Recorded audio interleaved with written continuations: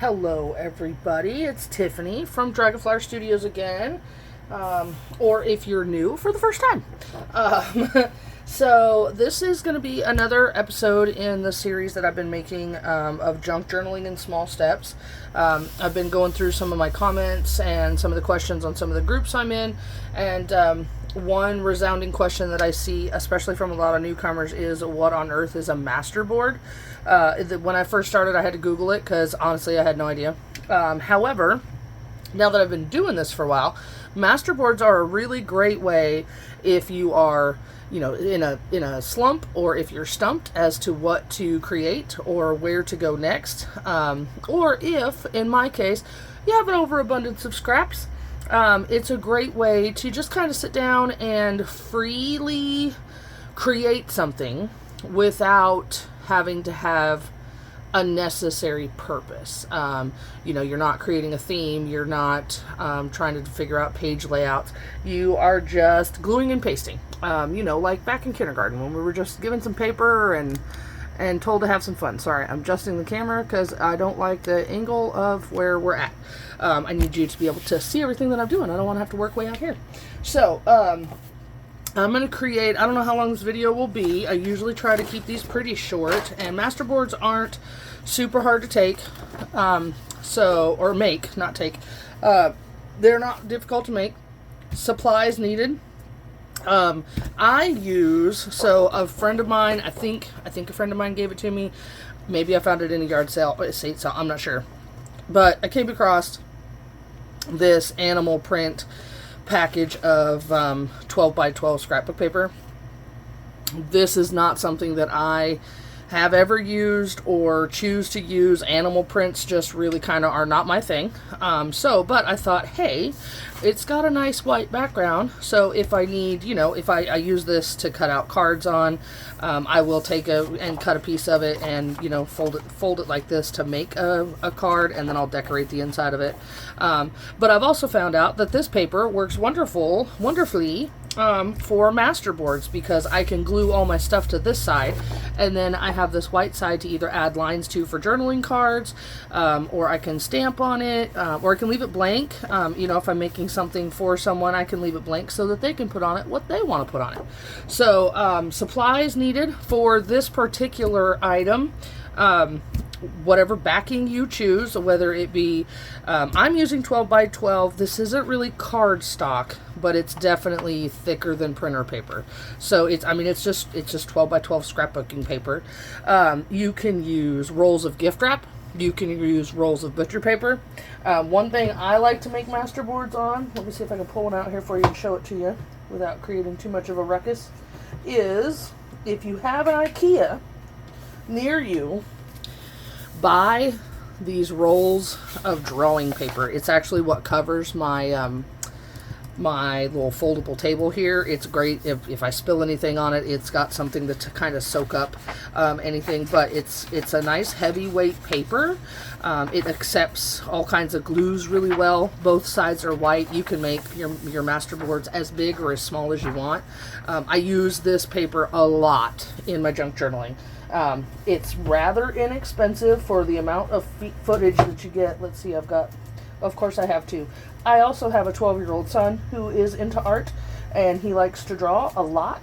So it's 98 feet of paper, and I would say it's at least, well, here, I can measure this piece of paper that's on my desk. I can tell you. So I picked this up from IKEA.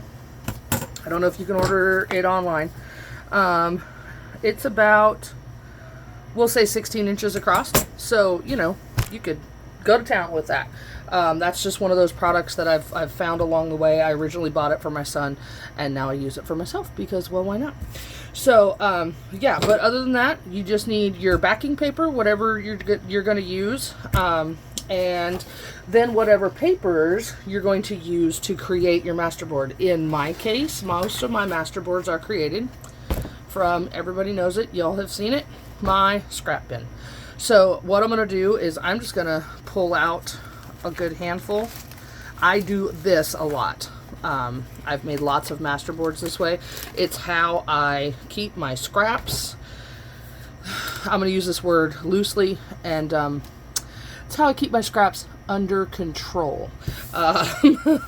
So, you know, if you're a junk journaler, if you're a scrapbooker, if you are a paper crafter of any kind, you are aware that the scraps can become, I don't want to say a problem, but they can become an issue.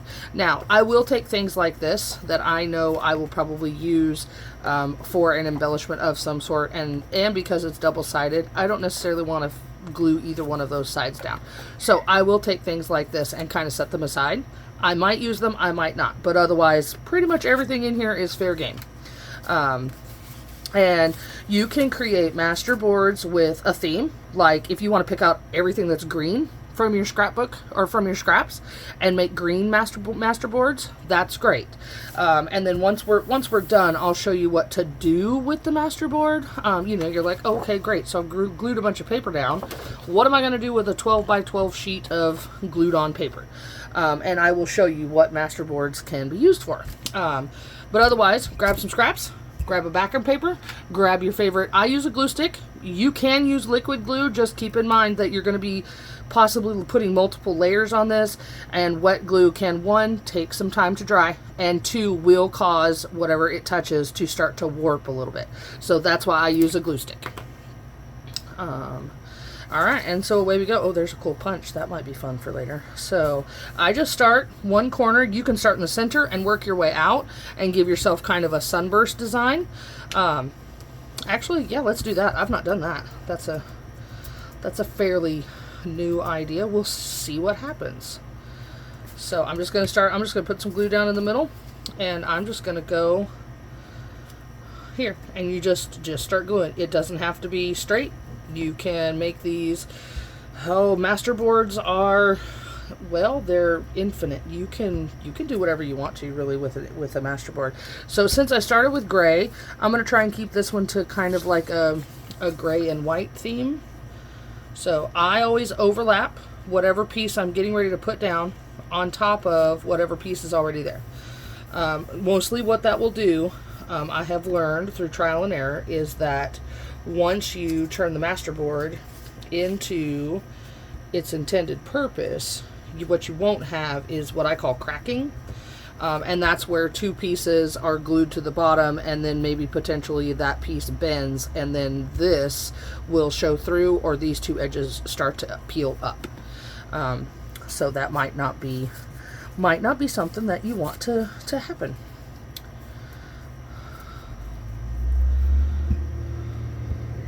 I will get quiet while I do this. Making masterboards for me is very, we'll say, therapeutic. Most of junk journaling for me is very therapeutic. And so you might hear me get a little quiet as we go through this. So don't think there's anything wrong with your audio. It's just Tiffany being Tiffany. I don't necessarily pay attention to where the edges of my backing board are. I will go back and trim that all down. So away we go.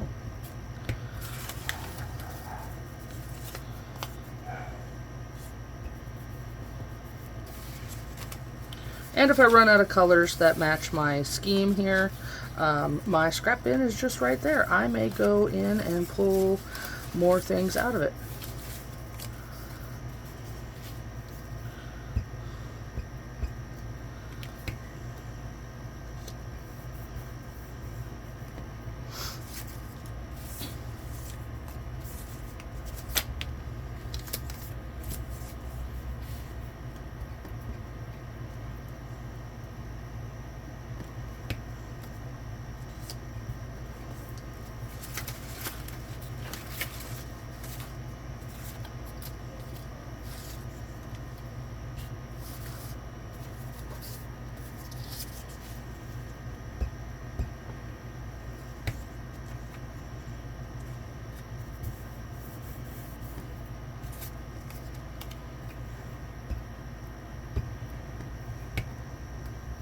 Hope everybody's having a really good day. It's Wednesday where I'm at. I don't know what day of the week you're on or what day of the week you might be watching this, but I'm on a Wednesday. Looking forward to the weekend that is maybe not right around the corner, but right around the corner. It'll be here before I know it. As you can tell, gray is not a color that I work with often.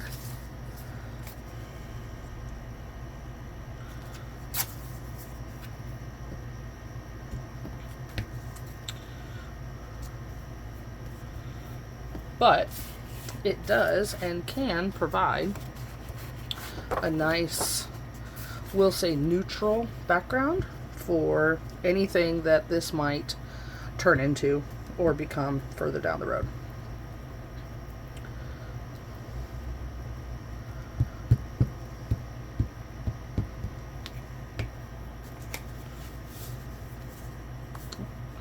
There's more of that same shade of gray.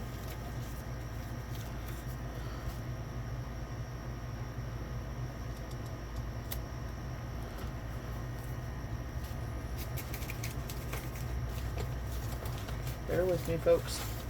It really is time for me to clean out this scrap bin. There's so much stuff in there.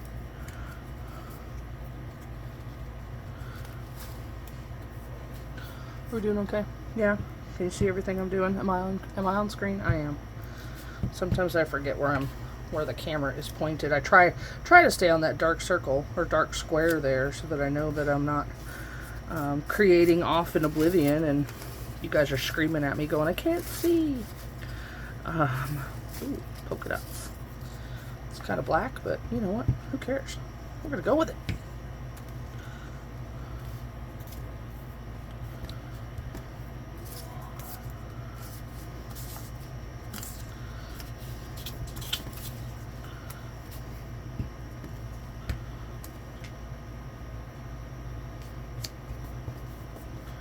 So as you can see, it comes together pretty quickly. Now, mind you, if I'd have had certain colors, like I didn't know that I was going to go with gray until I was like, hey, we're going with gray. If you have certain colors picked out, it will go much faster than what you see me doing here. However, I find the joy in just gluing. Not knowing what it's going to look like until it's done. Most of the stuff that I work on in my junk journals is very planned out, very, I don't want to say mapped out. I do freeform create sometimes. But, you know, you sit down, usually with an idea in your mind or in your head of something that needs to be created, or you have a to-do list or whatever. And this is just, well, it's kind of the opposite of that for me. There's no right or wrong as far as I'm concerned in a masterboard. It's just whatever you want to make it.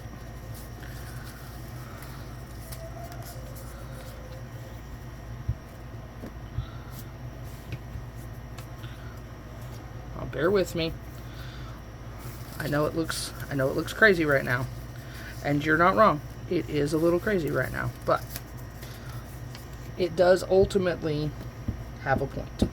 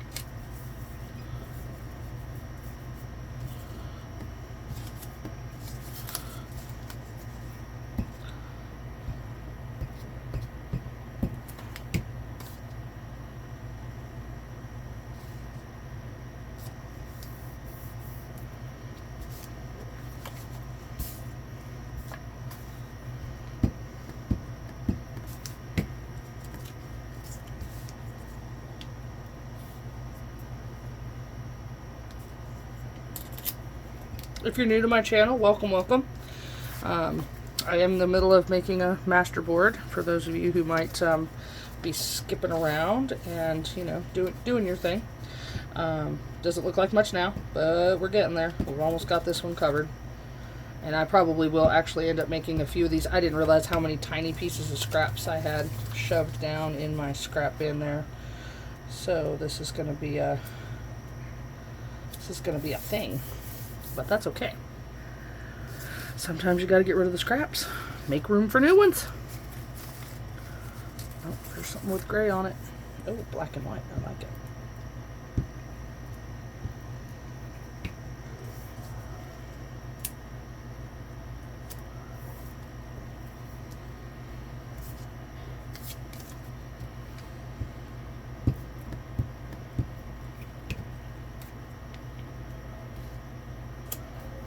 What's funny is that gray next to that gray makes this one look more blue.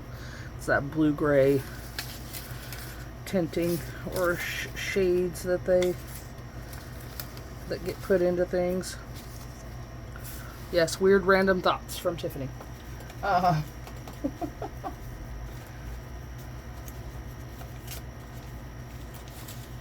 just searching for some more scraps.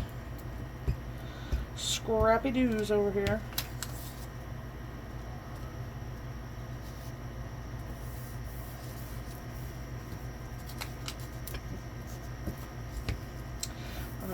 But yeah, like I was saying, if you're new to the channel, welcome, welcome. I'm so glad you're here. Thank you for joining me. Thank you for checking me out.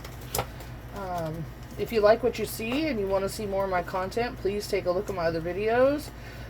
If you really would like to get notifications of when I post stuff, please hit that subscribe button and turn your notifications on. I have new videos that get posted every Monday, Wednesday, and Saturday. Sometimes I will do bonus videos because, well, why not? But otherwise, welcome to my channel. I am so glad everybody is here. I'm running out of gray, guys. Oh, wait, what is this? Ooh, a whole different shade of gray. Well, how about if we...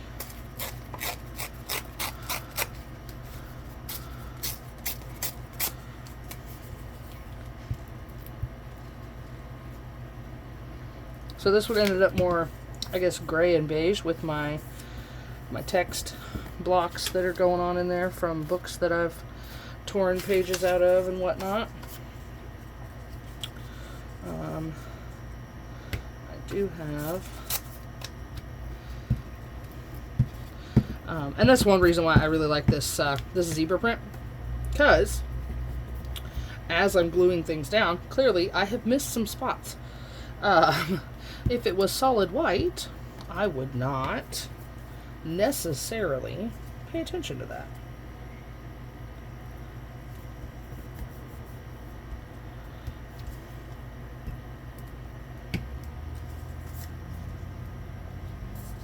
Okay, so there we have it.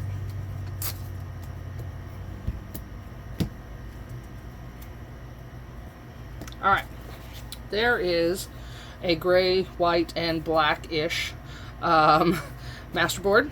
Okay, I know it doesn't look like much now. It's just a bunch of scraps glued to a backer. But you know what? That's okay. We're going to give that one a minute to dry. And we are going to go ahead and make this one. Let's see where we at on time. Oh, we're at 18 minutes. We are doing good. So I'm going to go ahead and make another one. And then that will, over the other one that I just made, will be dry enough to manipulate. And I'll show you kind of some ideas as to what you can do. Now, that one I started in the center. This one I'm going to start on an edge and kind of show you a different way to go about making a masterboard. So, what I like to do is I just start on an edge.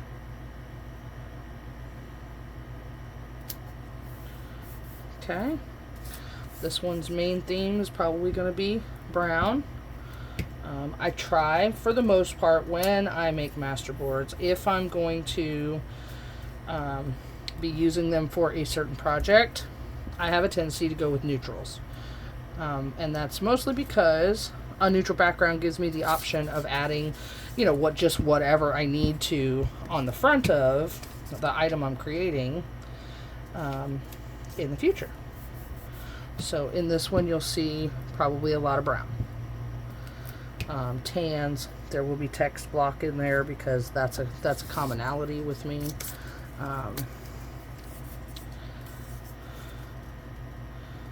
And then what you'll see mostly is me working in this horizontal fashion across this board.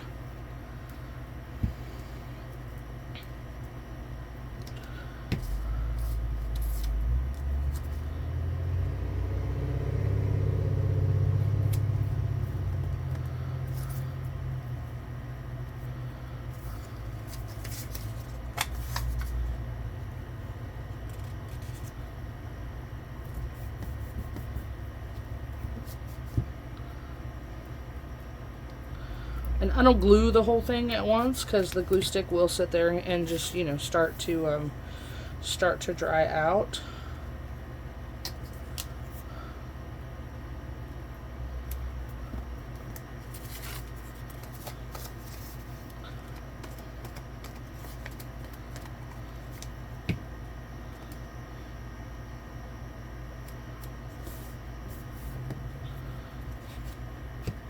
Whoa. Get a little crazy there. Alright. Scraps. It's like they're jumping out of the pile going, pick me, pick me. Okay.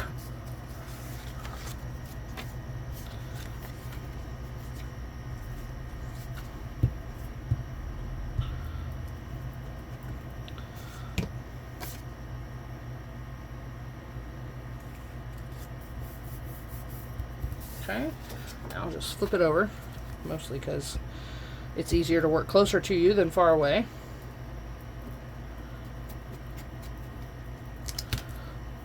There we go.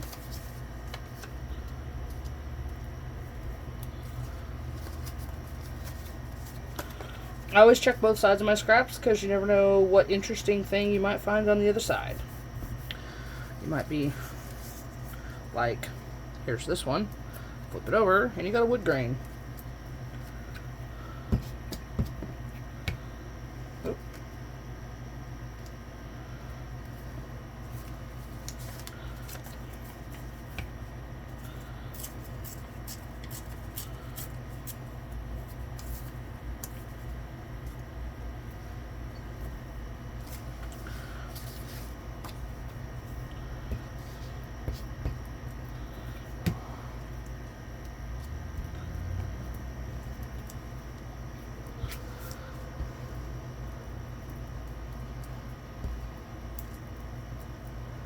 Anybody who might be wondering, the kind of glue stick I'm using, called Scotch Create glue stick, multi-purpose, photo safe, permanent.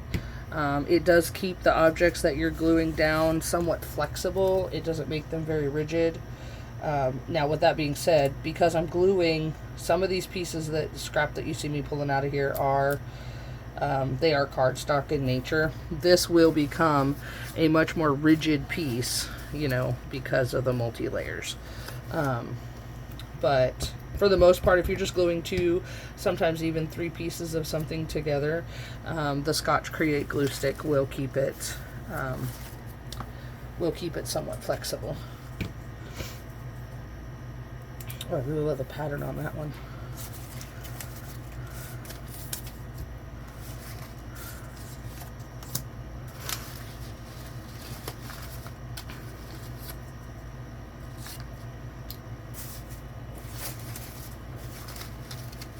Pardon me while I dig.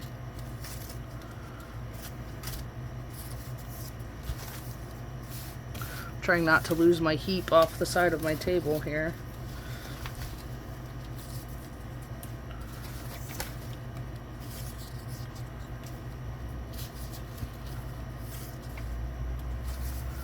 Alright, let's see where that gets us.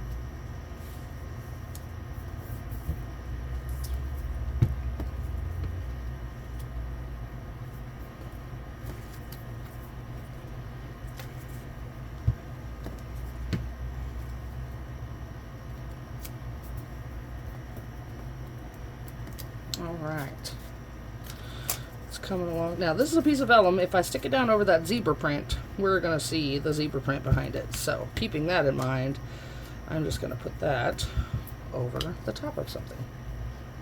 Okay, I'm going to pause this because I think I'm about ready to run out of space for the rest of the video. I'm going to finish covering this and then I'll be right back. Okay, so got this one all covered. It is still drying in some places, so I'm going to set this one aside, and what I'm going to do is I'm going to grab the gray and white one that we created, and then I'm just going to flip this over, and what I do is grab my ruler and my X-Acto knife. You could do this with a pair of scissors easily enough. I just line up my X-Acto knife. Well, can't even use my 12-inch ruler because the paper's a little bit longer than 12 inches.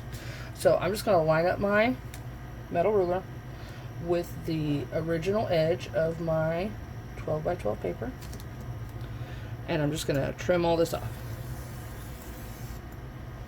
Now you could choose to leave the raw edges on here like this and proceed with the next step that I'm going to show you.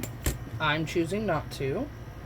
It's all up to you and how you want to create your masterboard. You are the master of your own masterboard. How about that?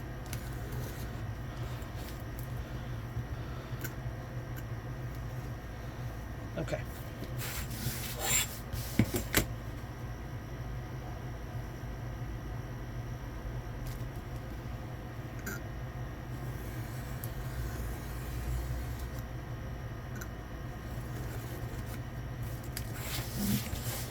All right, one more side.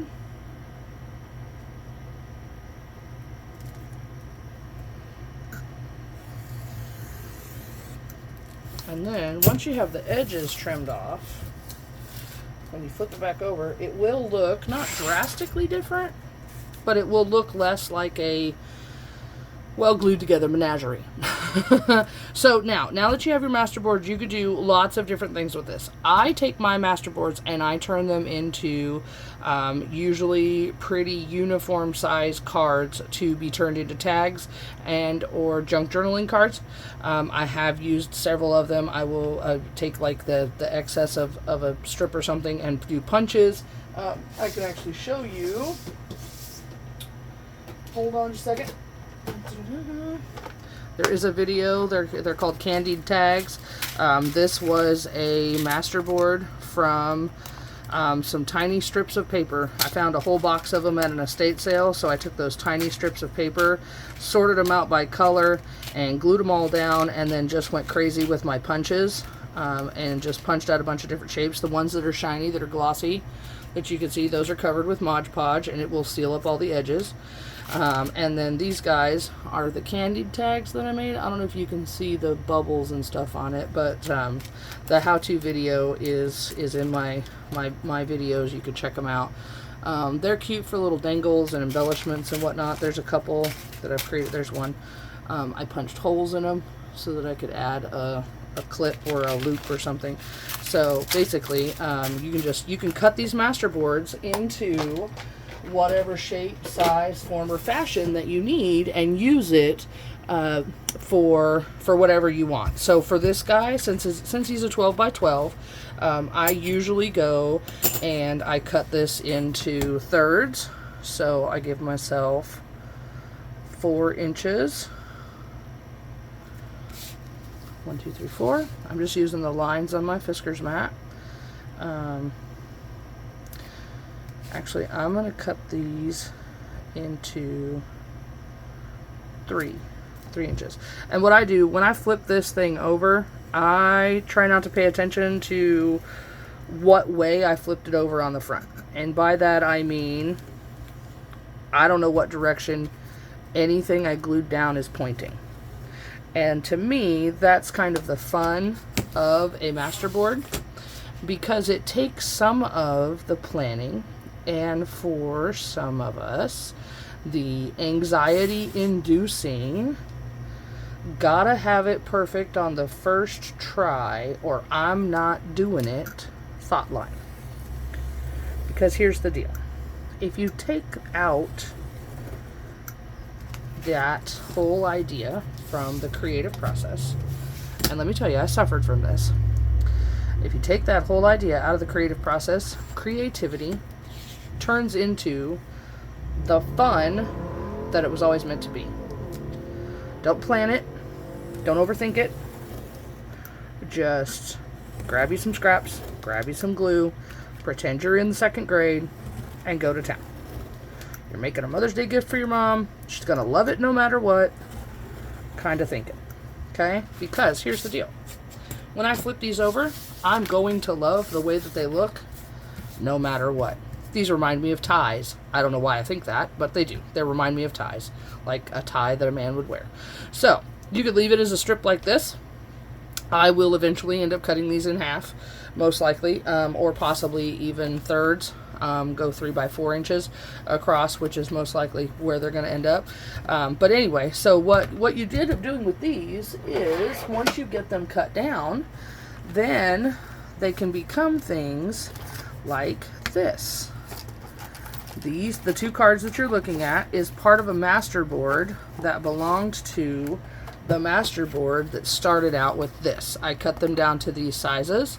Then I added my own embellishments. So it went from this to this to this. And now I have 2 functional journaling cards that I can use for whatever I so choose. These actually have a journal that they're going to go into. But yeah, so the card was already there. I just had to pull it out of where I store all of my made up stuff, and I just got to go and create the finishing look how I wanted to by adding whatever embellishments. And so you would never guess that the backgrounds of these started out as a masterboard, where I couldn't tell you, what way I laid stuff down. So there you have it. That's how you make a masterboard. That's how you use a masterboard. There's 100 other ways that you can take these and turn them into. It's a great way to bust up some scraps and to get rid of scrap paper that you just can't throw away because it's really good paper. So I totally understand. But otherwise, that's